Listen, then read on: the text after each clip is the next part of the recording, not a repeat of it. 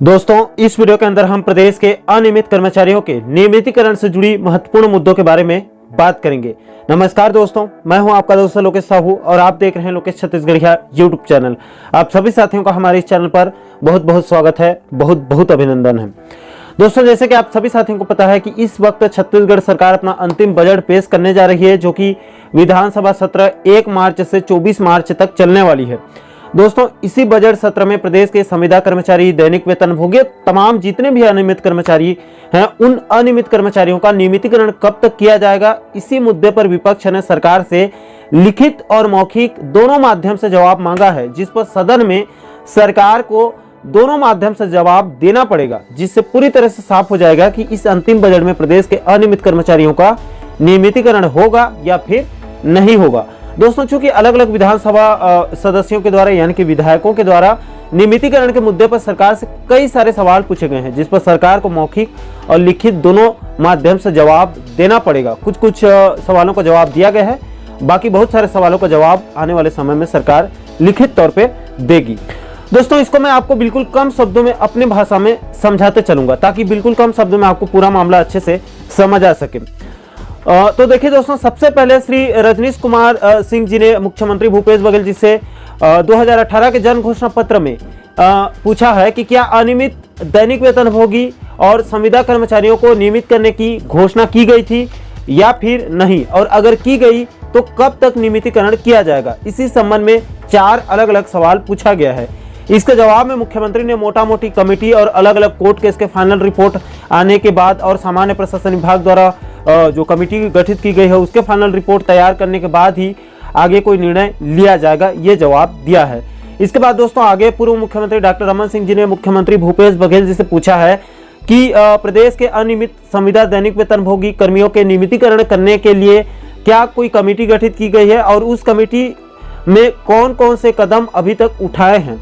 तो दोस्तों, इसके जवाब में सीएम ने कहा है कि इसकी जानकारी को हम एकत्रित कर रहे हैं, यानी कि इसकी जानकारी को सरकार एकत्रित कर रही है। इसके बाद दोस्तों आगे श्री केशव प्रसाद चंद्रा जी की तरफ से मुख्यमंत्री से पूछा गया है कि क्या सभी अनियमित कर्मचारियों के नियमितीकरण के लिए क्या शासन द्वारा घोषणा की गई थी, अगर हाँ तो कब तक नियमितीकरण किया जाएगा। तो दोस्तों, इसके जवाब में सीएम ने कहा कि नियमितीकरण के लिए सामान्य प्रशासन विभाग के प्रमुख सचिव की अध्यक्षता में कमेटी का गठन किया गया है, लेकिन नियमितीकरण कब तक किया जाएगा इसकी समय सीमा बता पाना संभव फिलहाल नहीं है। इसके बाद दोस्तों आगे श्री शिवरतन शर्मा जी ने मुख्यमंत्री से पूछा कि दिसंबर 2020 से फरवरी 2023 तक राज्य सरकार द्वारा कौन कौन से विभाग में कितने कितने पदों पर भर्ती की गई है और कितने पदों पर नियुक्ति देना अभी बाकी है, इसका जवाब मांगा गया। तो इसके जवाब में मुख्यमंत्री ने कहा है कि इसकी जानकारी भी एकत्रित किया जा रहा है। 4 साल से आप क्या कर रहे थे पता नहीं। इसके बाद दोस्तों आगे डॉक्टर प्रीतम राम जी ने मुख्यमंत्री जी से पूछा कि प्रदेश के अनियमित संविदा और दैनिक वेतनभोगी कर्मियों के नियमितीकरण के लिए गठित कमेटी का निर्णय कब तक आ जाएगा, इसके सदस्य कौन कौन है और इसकी बैठक कब कब आयोजित की गई है। इसके जवाब में सीएम ने यहाँ पर विस्तार पूर्वक जानकारी दी है, इसमें आप देख सकते हैं। इसके बाद श्री अजय चंद्राकर जी ने मुख्यमंत्री से पूछा कि 2019 से 2023 के बीच में कितने पदों पर भर्ती हो चुकी है और अनियमित कर्मचारियों का कब तक इसमें नियमितीकरण किया जा सकता है रिक्त पदों में। इसके जवाब में सीएम ने कहा कि इसकी भी जानकारी को हम एकत्रित कर रहे हैं, यानी कि सरकार इसकी जानकारी को एकत्रित कर रही है। दोस्तों, ये सभी वो सवाल हैं जिसका लिखित जवाब सरकार ने विपक्ष को दे दिया है। अब दोस्तों आगे मैं आपको कुछ और सवाल बताना चाहता हूं जिसका जवाब सरकार को 9 से 10 मार्च तक लिखित और मौखिक रूप से देना होगा, यानी कि 17 मार्च तक इनको मौखिक में और 10 मार्च तक लिखित में देना होगा।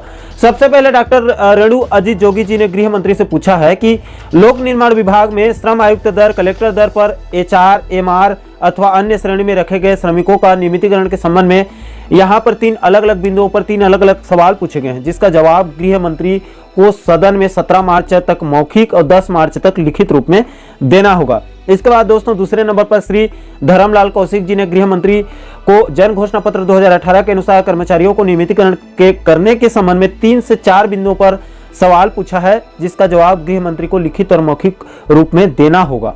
इसके बाद दोस्तों तीसरे नंबर पर श्री नारायण चंदेल जी ने गृह मंत्री को पूछा कि श्रम आयुक्त दर में अस्थायी कर्मचारियों के ईपीएफ के कटौती के संबंध में 3-4 बिंदुओं पर अलग अलग सवाल पूछा है। इसका भी जवाब सरकार को लिखित और मौखिक दोनों तरीके से आगे देना होगा। इसके बाद दोस्तों आगे चौथे नंबर पर श्री शिवरतन शर्मा जी ने मुख्यमंत्री से सवाल पूछा कि प्रदेश के अनियमित संविदा दैनिक वेतनभोगी यानी कि तमाम जितने भी अनियमित कर्मचारी हैं उनका नियमितीकरण कब तक होगा। इस संबंध में विधायक महोदय ने 4 अलग अलग बिंदुओं पर सवाल पूछा है, जिसका जवाब सरकार को 1 मार्च 2023 के तारीख तक मांगी गई थी। इसके बाद दोस्तों आगे श्री विद्यारतन भसीन जी ने मुख्यमंत्री जी से सवाल पूछा कि जन घोषणा पत्र में नियमितीकरण का वादा किया गया था, तो नियमितीकरण कब तक किया जाएगा, और इसकी जानकारी भी 1 मार्च 2023 की तिथि से चाही गई है। तो दोस्तों प्रदेश के सभी अनियमित कर्मचारियों के नियमितीकरण के मुद्दे पर इस अंतिम बजट सत्र में विपक्ष की तरफ से पूछे गए कुछ सवालों के लिखित जवाब सरकार ने दे दिए हैं और कुछ सवालों के लिखित जवाब 10 मार्च तक सरकार को देना होगा। दोस्तों इसका पूरा जो पीडीएफ है उसको हमारे टेलीग्राम चैनल पर अपलोड कर देंगे। ये 12-13 अलग अलग पेज में है, इसको आप वहां से डाउनलोड करके बारीकी से आप अध्ययन कर सकते हैं। अगर सबको डिटेल से बताऊंगा तो 2-3 घंटा का लंबा वीडियो बन जाएगा। दोस्तों सरकार कब तक नियमितीकरण करेगी ये तो आने वाला वक्त तय करेगा, लेकिन मेरा आपसे एक छोटा सा सवाल है कि दोस्तों आपको क्या लगता है, क्या भूपेश सरकार से प्रदेश के सभी विभागों के अनियमित कर्मचारियों को नियमितीकरण कर पाएगी या फिर इस सरकार का भी जाना तय है? आपके जो भी विचार होंगे आप नीचे कमेंट सेक्शन में अपनी प्रतिक्रिया जरूर दीजिएगा। और दोस्तों आप आगे भी नियमितीकरण से जुड़ी पल पल के अपडेट को वीडियो के माध्यम से समझना चाहते हैं तो हमारे चैनल को आप सब्सक्राइब कर लीजिएगा, ताकि आने वाले सभी नए वीडियो का नोटिफिकेशन आप लोगों तक तुरंत पहुंच सके। दोस्तों अभी के लिए फिलहाल इस वीडियो में इतना ही, मुझे दीजिए इजाजत। मैं मिलता हूं आपसे एक और महत्वपूर्ण मुद्दे के साथ, महत्वपूर्ण टॉपिक के साथ। तब तक के लिए जय हिंद, जय छत्तीसगढ़।